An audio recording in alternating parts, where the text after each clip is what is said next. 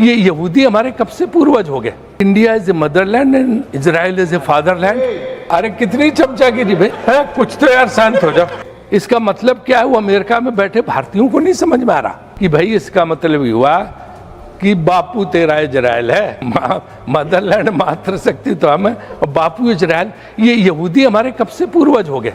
हम बस दो कुटुंबकम के व्यक्ति थे, हम सबके पूर्वज और पुरखे थे। यहूदी हमारे कब से पूर्वज हो गए और बाप हो गए। इसका अर्थ क्या, ये भाजपा को स्पष्ट करना चाहिए। अब ये एक नया शुरू हुआ कि हमने वो विदेश नीति पूरी तरह से उलट दी कि हम दुश्मनी कभी किसी से लेते नहीं थे, हम दूसरों की लड़ाई में अपना सर क्यों डाल रहे हैं।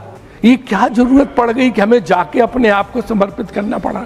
हम उस ब्लॉक में शामिल हो रहे हैं और एक एक जहाज को निकलवाने के लिए फोन करना पड़ रहा।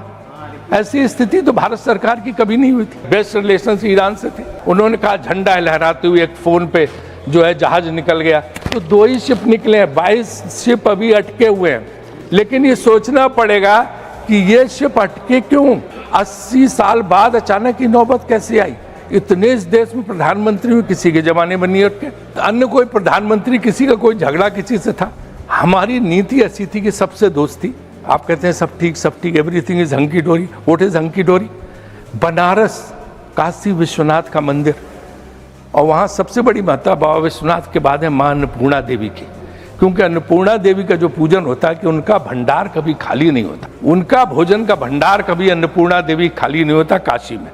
अन्नपूर्णा देवी की रसोई पे कल ताला लगाना पड़ा क्योंकि गैस ही नहीं बची है। जिस सरकार ने मां अन्नपूर्णा की रसोई पर ताला लगवा दिया, वो कैसे बात करता है कि सब कुछ सही है।